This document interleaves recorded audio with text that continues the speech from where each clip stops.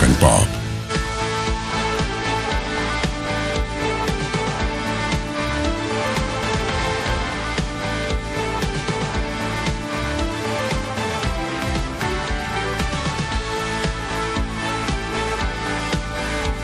Buenos días y bienvenidos a Ampliación de Noticias. Son las 8:07 de la mañana del viernes 6 de septiembre.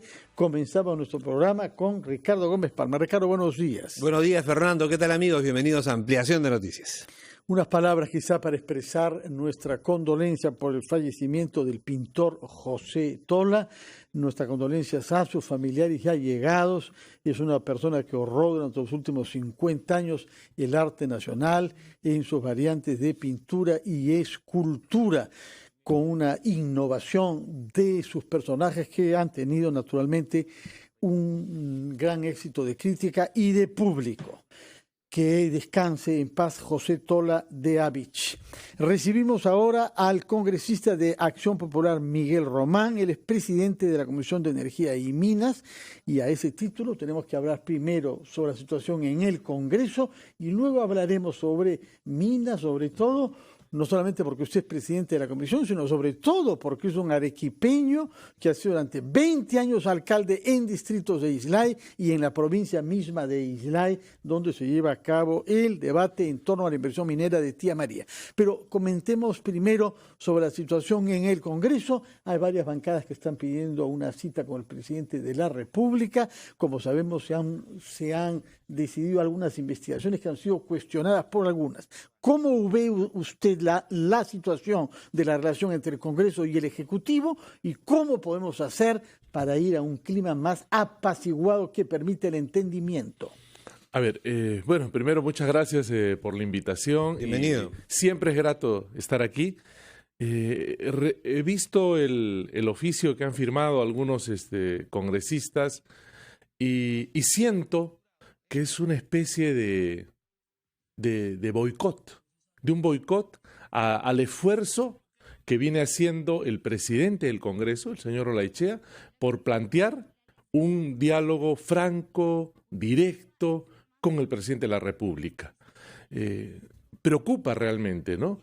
Creo que todos deberíamos sumarnos a ese objetivo de lograr que este diálogo pueda cuajar y pueda llegar a mejores entendimientos, ¿no? Pero precisamente valorando, me parece, esa crítica a unas propuestas, porque eran propuestas nada más todavía, la congresista Yanet Sánchez, que había planteado precisamente investigar el discurso presidencial en el que se incluyó el adelanto de elecciones, ha retirado su propuesta precisamente en aras de no enturbiar este proceso. Sin duda, yo creo que... Hay que saludar eso también, ¿no? Pero por supuesto, el mensaje del presidente del Congreso ha dicho que, si bien es cierto, tenemos la facultad de fiscalización, la usemos con prudencia. Y yo creo que está bien. Y me parece que de muy buen tino que la congresista Yanet Sánchez haya retirado esa propuesta en el sentido de querer ver si hay legitimidad o no en el discurso presidencial. Y yo espero también que ante ese llamado del presidente del Congreso, también la otra propuesta, la de revisar el tema de las encuestas, también pueda ser retirada, ¿no? Pero en todo caso, esa carta a mí de verdad me preocupa. Me preocupa porque creo que... ¿Considera que es un boicot? Son 4 bancadas que quieren hablar directamente con el presidente de la República. Porque yo creo que ya este es un tema que lo está liderando el presidente del Congreso, que ya ha tenido un encuentro con el presidente. Consulta con las bancadas sobre que además, lo que habla, informa sobre lo que habla. Al menos yo he tenido alguna conversación con él, y además, y supongo que lo está haciendo a través de los voceros, y además ya se ha establecido una agenda que debe ser el marco a través del cual debiera desarrollarse este diálogo, ¿no? Entonces, yo creo que cualquier otra circunstancia debiera, pues, coordinarse con el presidente del Congreso, ¿no? Por eso es que a mí me parece que, no sé cuál es la verdadera intención, pero sin duda debilita. Respaldar la iniciativa presidencial de adelantar las elecciones. Pero ya lo han anunciado antes. Ese es el tema de fondo. Ahora, su partido propuso el adelanto antes que todos los demás. Sin duda que sí. ¿Y ahora en qué están? ¿Qué cosa propone Acción Popular sobre este tema? No es que estemos cuestionando, digamos, el espíritu de las propuestas, ¿no? O sea, sino que si ya se ha determinado un camino para dialogar, pues sigámoslo. Y si está esto trabajándose a través de la presidencia del Congreso, pues que se siga. Lo otro sí me parece, pues es un poco quitarle piso al trabajo que está haciendo el presidente del Congreso, y creo que lo está haciendo bien, ¿no? Ahora, yo espero que esta iniciativa de algunos congresistas no venga... No quiero especular, pero no venga de Palacio, ¿no? O que sea coordinada con Palacio. Son porque si no, afines al oficialismo, eso hay que decirlo también. En todo caso, yo creo que esa sería una muestra de otra incoherencia del presidente de la República, ¿no? Porque mientras le exige, por ejemplo, a la gente, a las autoridades, a los dirigentes de la provincia de Islay, dialogar para poder llegar a entendimientos y buscar una solución al tema de Tía María, vemos que por otro lado está poniendo trabas al diálogo que se quiere impulsar junto con el Congreso para poder superar los impases en los que estamos, ¿no? Entonces yo creo que son circunstancias que debieran tomarse en consideración, ¿no? Sí, es difícil el diálogo, porque hay una evidente torpeza, al menos en el timing, en el momento en que se ha planteado esta investigación. Una de ellas ya fue retirada, pero del otro lado también se advierte que el presidente aprovecha, por ejemplo, esta torpeza del Congreso para pedir el cierre y la movilización ciudadana. ¿Qué le pareció a usted? Pero es que la prudencia... ¿Pero es que el cierre o adelanto de las elecciones? Cierre del Congreso si es que no adelantan las elecciones. A ver, pero la solución del Congreso. Está bien, pero la prudencia tiene que venir de ambos lados, pues, ¿no? Así como se le pide prudencia a nosotros, a los congresistas, para poder allanar el camino al diálogo que todos queremos, también del otro lado, ¿no? El spot que sacó la presidencia del Consejo de Ministros no es de lo mejor, ¿no es cierto? O hace poco, ayer... El spot, recuérdanoslo. El spot que señala, pues, que habla de la llegada al Bicentenario, pero que nos pone allí como una situación terrible, digamos, de políticamente hablando, de una crisis que la achaca fundamentalmente al Congreso de la República, cuando esto no es tan así, ¿no? Y no solo eso, ¿no? Ayer veía unas fotos que nos pasaron de algunas pintas que ya están apareciendo en diferentes zonas del país, donde, pues, se habla de congresistas corruptos, y al lado de eso, Vizcarra Dignidad. O sea, yo creo que esos temas no ayudan tampoco. O sea, si realmente hay el deseo de juntarnos, de poder encontrar puntos de coincidencia, de crear una agenda común para llegar para avanzar. Razón sobre el clima y sobre la manera de hacerlo. O sea, prudencia de ambos lados. Pero sobre el fondo, ¿qué acuerdo se puede lograr para resolver esta crisis política que sea legal, que sea constitucional naturalmente? Bueno, se ha planteado ya una agenda en la cual está el tema de la reconstrucción, está el tema del crecimiento económico, y ahí pues abarca pues muchas cosas, y está el tema del adelanto de elecciones, y como bien usted señala, se ha dicho que todo esto tiene que trabajarse dentro de un marco constitucional, así que hagámoslo pues así. Pongamos los paños fríos, pongamos la prudencia del caso, pero permitamos que este trabajo que están haciendo ambos representantes de los poderes del Estado, me refiero al presidente de la República y al presidente del Congreso, pues démosles todas las facilidades, ¿no? Vamos a hacer una pausa, señor Román, y puesto que usted mismo nos ha mencionado el tema de Islay y el diálogo sobre inversiones mineras, hablaremos sobre eso también y sobre temas políticos, naturalmente, después de la pausa.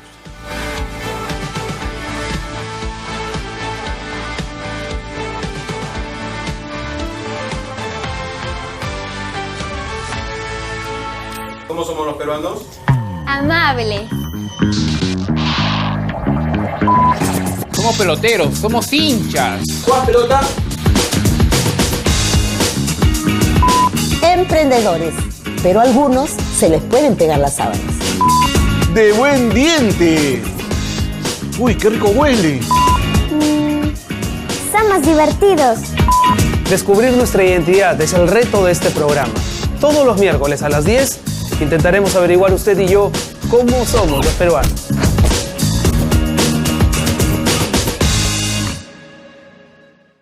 Un país necesita un plan para lograr una economía competitiva que le permita ser líder en la región. Conoce el plan de nuestro país en Perú CEO Impact Summit, este 9 de septiembre a las 7:30 de la mañana en el Swiss Hotel Lima. Informes y entradas a la venta en joinas.com. Organizan El Dorado Pro Markets y RPP.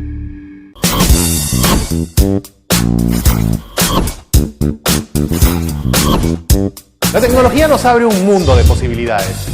Entérate de todo en Newsly.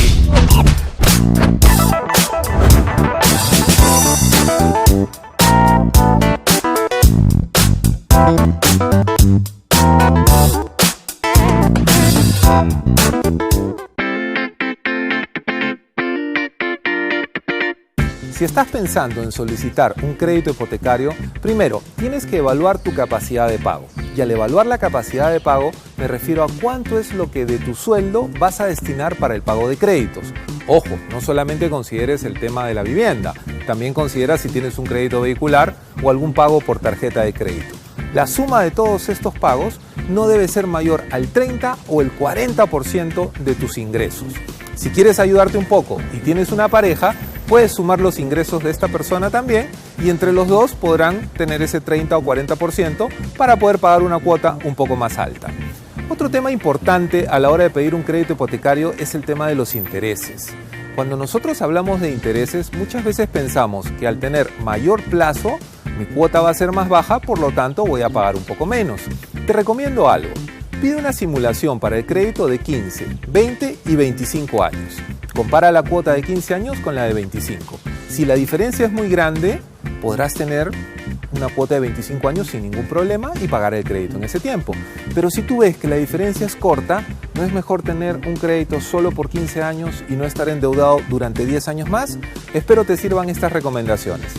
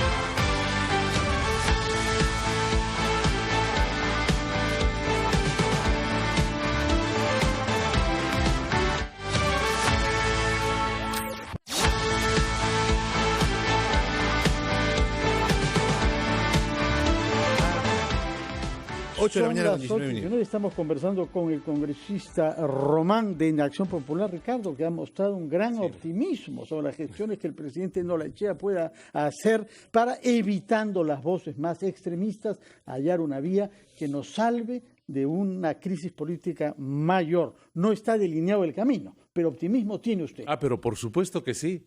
Yo siempre voy a ser optimista en cuanto a la posibilidad de poder entendernos a través de un diálogo, pero ese diálogo tiene que ser sincero y tiene que interiorizarlo todas las partes, ¿no? Yo espero que sea así.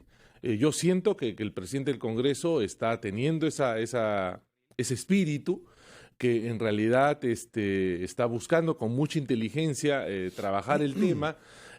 Como bien señala, buscando salirnos de los extremos. Los extremos no hacen bien, ni uno ni el otro, ¿no? Aunque no sepamos todavía cuál es la línea media que nos pueda permitir salir de la... Estamos empezando, ¿no? Se ha empezado este diálogo, yo creo que ya los siguientes pasos tendremos el camino mucho más claro, ¿no? Hay un grupo de bancadas, y usted lo revisaba hace unos momentos con nosotros, que quiere reunirse con el presidente, marcando una distancia del resto del Parlamento. Son la bancada oficialista, la bancada liberal, Unidos por la República y Nuevo Perú, que en realidad están de acuerdo con la propuesta del Ejecutivo. Usted tenía cierta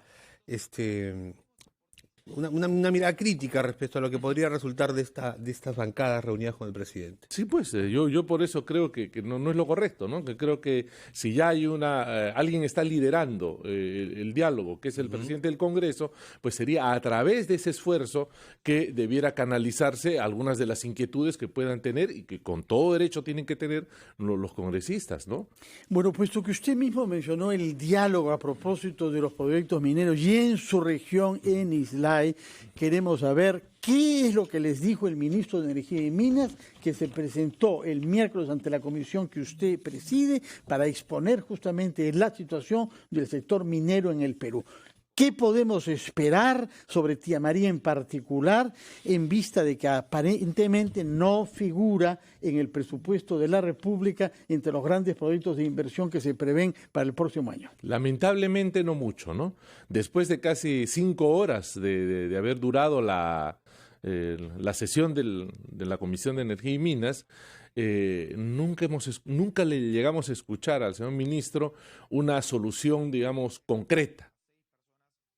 Una medida concreta para resolver el tema, ¿no?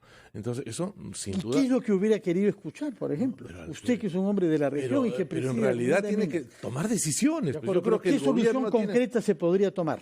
Bueno, no hay otra. O sea, ya está clarísimo que se requiere parar el tema. Y parar el tema significa dejar sin efecto la licencia de construcción que se otorgó, y poder... Hay un plazo de 4 meses que ya corre para eso. Pronto llegaremos al plazo en función del cual habrá que decidir. Pero se puede tomar una intermedia. A ver, ¿qué sucede?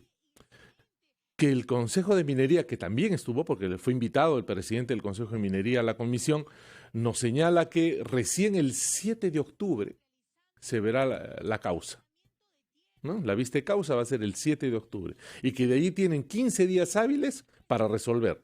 Lo que calculando es que a fines de octubre podríamos tener ya la decisión del Consejo de Minería. Y uno se pregunta, hoy que ya están 54 días en paralización la zona, ¿vamos a esperar casi 2 meses más para tener el pronunciamiento del Consejo de Minería? Pueden tomar ese pronunciamiento antes. Y además, por supuesto, hay un elemento que no creo que eso tiene que hacerse. O sea, como le dijimos al congresista, además de evidentemente la conflictividad, la paralización, la situación de permanente enfrentamiento en la zona tiene que concluir ya, y de repente el Consejo de Minería podía tomar una decisión antes del plazo máximo. Se puso un plazo máximo, puede tomarlo antes. Pero además hay una afectación para los niños. Pero por supuesto. Los estudiantes no pueden ir al colegio porque no hay clases por esos enfrentamientos. 54 días seguir a clases. 2 meses. Ya se ha puesto en riesgo incluso el año escolar. Ya las autoridades educativas hasta ayer o anteayer han acordado... Los chicos de 5º año ya van a perder esa posibilidad de poder postular el próximo año. Pero la solución a esto es que se revoque la licencia. Es que no hay otra salida. Lamentablemente, nos guste o no, no hay otra salida. Si queremos que vuelva la calma, si queremos un clima de tranquilidad, de sosiego, tiene que anularse esa licencia de construcción y posteriormente crear pues las condiciones para un diálogo y poder... ¿Cuándo es posteriormente? Yo espero que pronto, ¿no? O sea, un poco que se enfríen las cosas, ¿no? Pero eso pasa por la anulación de esta licencia. Ahora, pero ¿hay algún argumento técnico para que la licencia, según usted, deba ser anulada, o es la sola presión de algunos sectores que no sabemos quién lidera? Hay algunos temas que me imagino los va a tener que merituar el Consejo de Minería, ¿no? El hecho, por ejemplo, que no se haya considerado dentro de los estudios de impacto ambiental que estamos en una zona que es un ecosistema frágil, ¿no? Eso no se ha tomado en consideración. El hecho de que el gobierno regional de Arequipa... ¿Está usted seguro que no se ha tomado en consideración que estamos ante un ecosistema frágil? Han habido durante años estudios Tengo entendido que no. Y de otro lado... Esa era una de las observaciones a ese estudio. Pues, y de otro lado también está el hecho de que el gobierno regional de Arequipa haya anulado una resolución por la cual daba en servidumbre unas áreas. habría que determinar esas áreas. O sea, estamos dejándole esta decisión en manos a su gobernador regional, señor Cáceres. Creo en todo caso se está dejando en manos del Consejo de Minería, que esperemos. Lo que le pedimos al Consejo de Minería es que actúe con celeridad. Y en realidad se lo piden al gobierno, porque el Consejo de Minería depende del Ministerio de Energía. Que no permita que tengamos un desenlace trágico. O sea, eso es lo único que se le está pidiendo. Y en todo caso, si va a querer tomarse 2 meses, que se busque pues a través del gobierno otras alternativas, ¿no? Yo creo que el gobierno podría invocar a la razón a la propia empresa.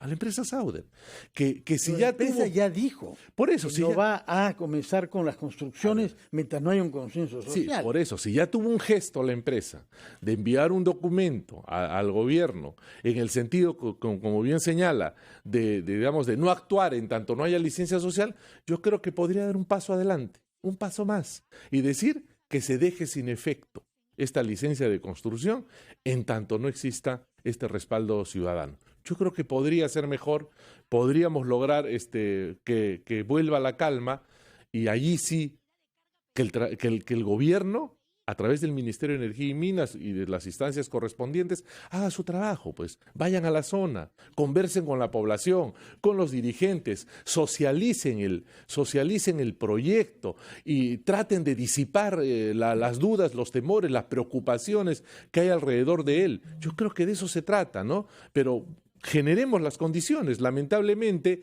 el gobierno no entendió, no quiso ver y otorgó la licencia de construcción a sabiendas de la situación crítica que iba a ocasionarse, ¿no? Así que yo creo que por ahí tiene que ir el tema. Hemos comprendido que en materia política usted es favorable a que las bancadas no hagan gestiones solas y que se subordinen a la gestión que hace el presidente, mientras que en materia minera usted lo que propone es que se revoque la licencia. ¿Estoy interpretándolo bien?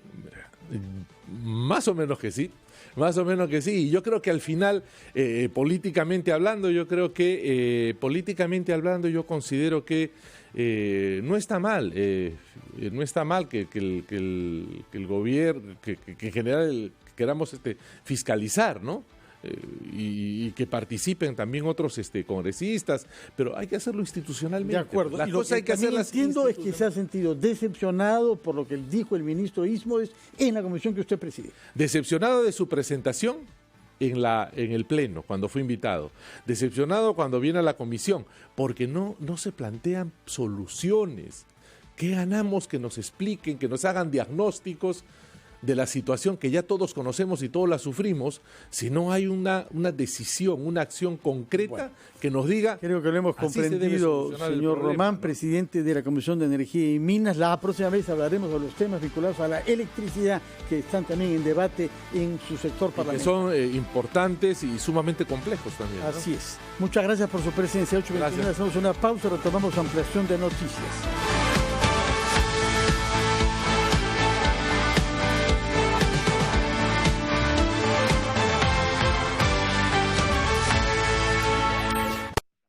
¿Tener una sola red social? ¿Tener amigos iguales? ¿Escuchar un solo género en un solo idioma? Nah, no nos gusta una sola cosa. En Estudio 92, como tú, preferimos variedad.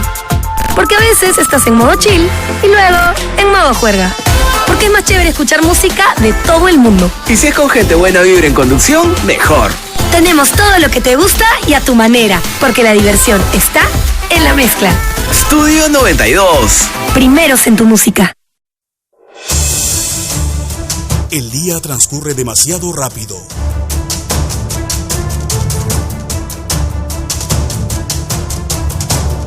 Nosotros nos detenemos para analizar los hechos y explicártelos al final de la jornada.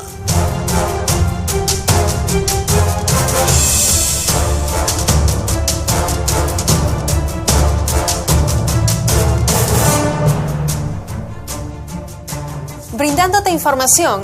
Tenemos bancos y de ahí puede salir el mismo dinero para poder lograr nuestras metas de felicidad. Empecemos a identificarlas y empecemos a lograr lo que nosotros nos hemos planteado.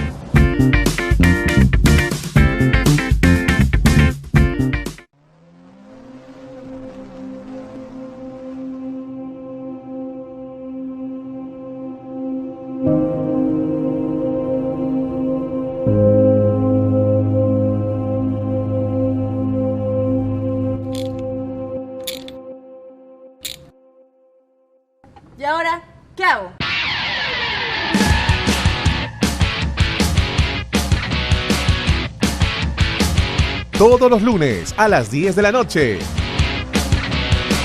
Al Volante por RPP TV. Todos los peruanos que tengan los apellidos que figuran en una lista de la Embajada de España accederán a la nacionalidad española inmediatamente. Hay mentiras disfrazadas de noticia. Fíjate en la información, pero también en quién te la da. Felizmente existe RPP. Confianza por todos los medios. Si tienes un negocio propio, es muy importante que te formalices. Las ventajas de la formalización son muchas. Entre ellas es que podrás empezar a generar un historial crediticio. Si no estás formalizado, no podrás tener acceso a préstamos que te generen un capital de trabajo. Y poco a poco, tu negocio no será ni escalable ni sostenible. Lo importante de esto es que siempre pensemos en formalizarnos. Esto tampoco es para que te asustes, porque vas a empezar a pagar impuestos. Y esos impuestos van a salir de los ingresos que tú tienes hoy día. Para esto, tienes que asesorarte en el Ministerio de la Producción y en otras instituciones que van a formalizarte muy barato. El establecer una empresa, el poder crear una empresa, muchas veces no te cuesta más de 500 soles. Infórmate y formalízate lo más pronto que puedas.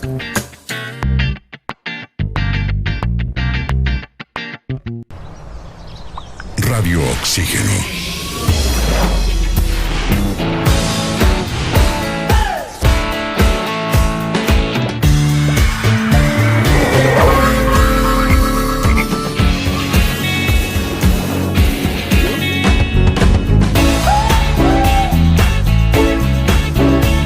Vemos el mundo diferente porque respiramos música. Radio Oxígeno. Clásicos del rock and pop.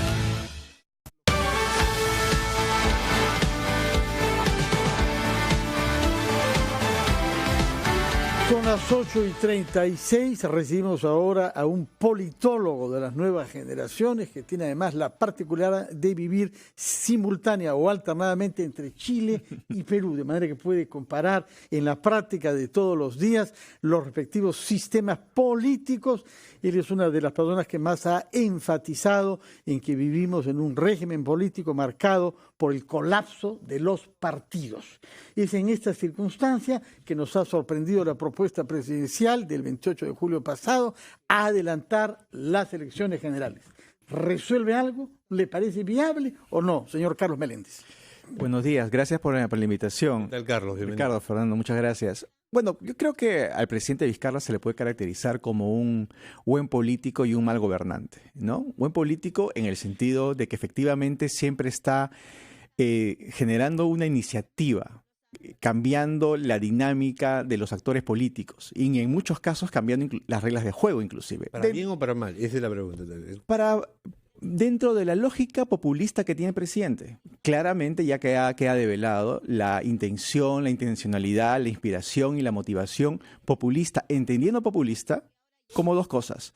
Una división maniquea entre el pueblo y la élite, el pueblo lo bueno, lo honesto, la élite corrupta, ¿no? Y en este caso centrando la estigmatización en el Congreso. Y por otro lado, él como tratando de representar la soberanía popular. El pueblo es el gran soberano. Pero el populismo es en su lógica un objetivo o un método. El populismo, hasta cierto punto, yo diría, es una ideología delgada. Es una narrativa, es un discurso, es una estructura para pensar la política, para traducir los hechos políticos. Pero no existe populismo solamente porque existe un presidente populista, sino también porque hay una demanda populista. Y yo creo que habría que preguntarnos cuán populistas somos los peruanos. Por ejemplo. Claro, porque si da resultado una iniciativa populista, una política populista, una postura populista, si da resultados es porque a la gente le gusta. Exactamente. Hay populismo en la oferta y en la demanda. Nosotros hace tiempo no teníamos un populista en la oferta. Y esto es exactamente. Y de algún modo el presidente Martín Vizcarra tiene éxito político porque logra justamente sintonizar con una oferta populista a una ciudadanía, a una población que sí tiene estos reflejos populistas, es decir, esta llamada en todas las plazas a cerrar el Congreso, al que se vayan todos, o estos coros de cierre el Congreso, es justamente una expresión de los sentimientos populistas que tenemos los peruanos. La movilización de ayer, por ejemplo, la marcha de ayer es una típica marcha populista. populista entendiendo en este doble sentido, división maniquea entre las élites y el pueblo y buscando el pueblo como el soberano. Pero partiste tú, Carlitos, de una premisa que decía, es un buen político en ese sentido, Martín Vizcarra, el presidente de la República, pero un mal gobernante. ¿Por qué? ¿Por qué? Porque como ya muchas personas lo han dicho, tiene muchas dificultades en mostrar logros concretos de su gobierno. Pero algunos consideran que ese pechar permanente al Congreso es su principal logro. Bueno, pero es un logro como político, no es un logro como gobernante, ¿no? Y en ese sentido, él mismo ha generado, lastimosamente, en el Perú, parecería irreconciliable ser buen político y ser buen gobernante a la vez.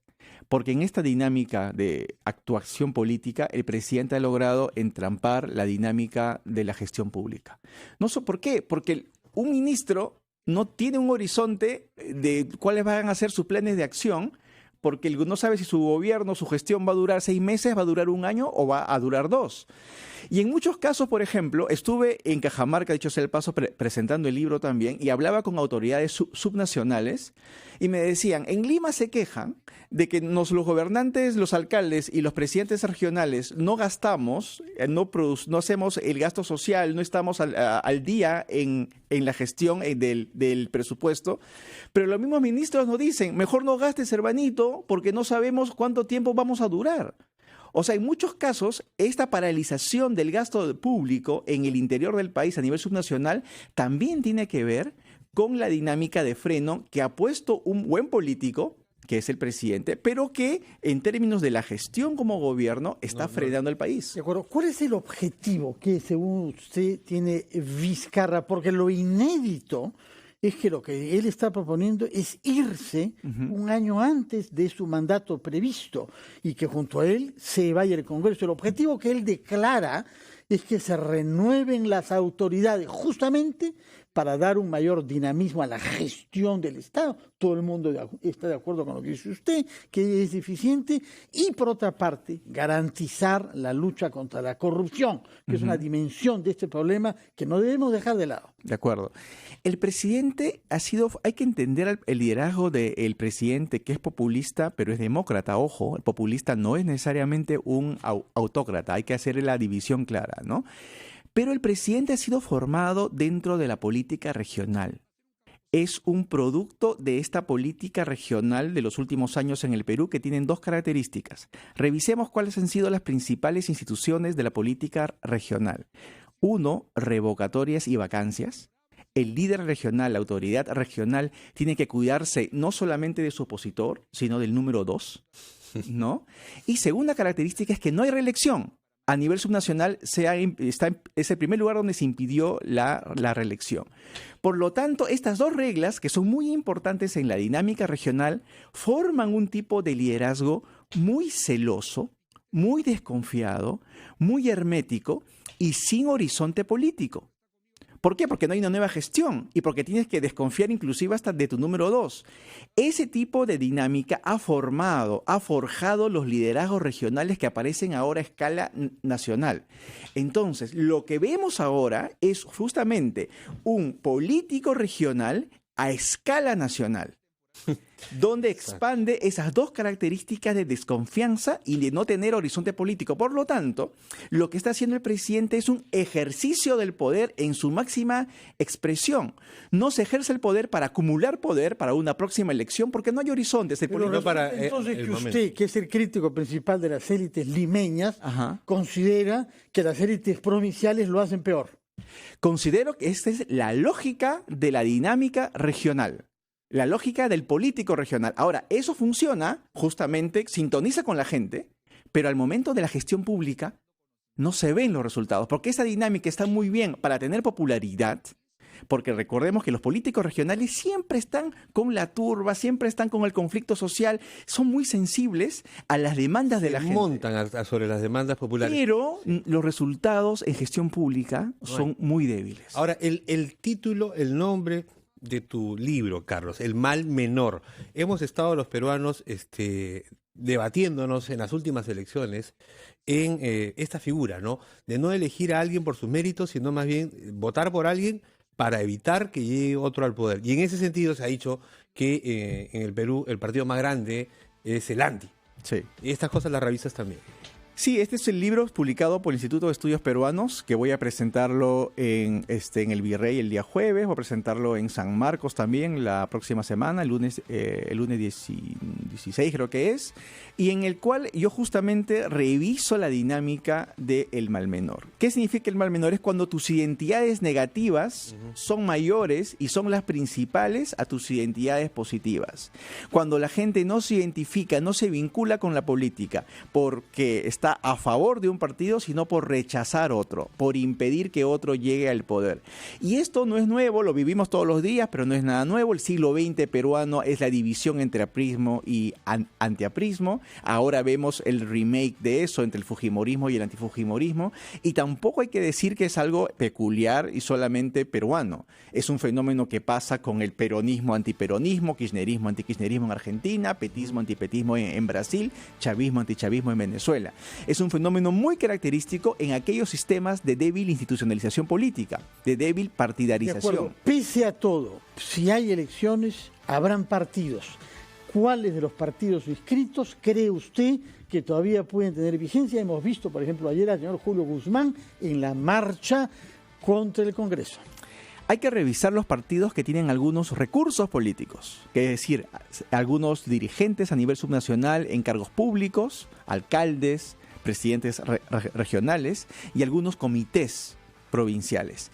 Y en ese sentido, Acción Popular, Fuerza Popular tienen como marcas, no como candidaturas necesariamente, que como marcas y como recursos políticos tienen una delantera.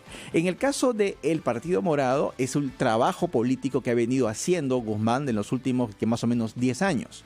Entonces, ha formado base. Eso les da una ventaja.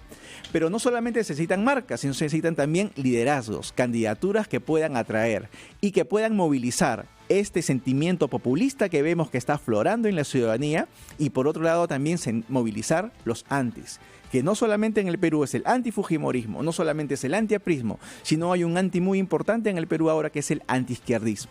De acuerdo, muchas gracias Carlos Meléndez, autor del Mal Menor, que se va a presentar el jueves próximo en la librería El Virrey y el lunes transiguiente en la Universidad San Marcos. Hacemos una pausa y regresamos a Ampliación de Noticias.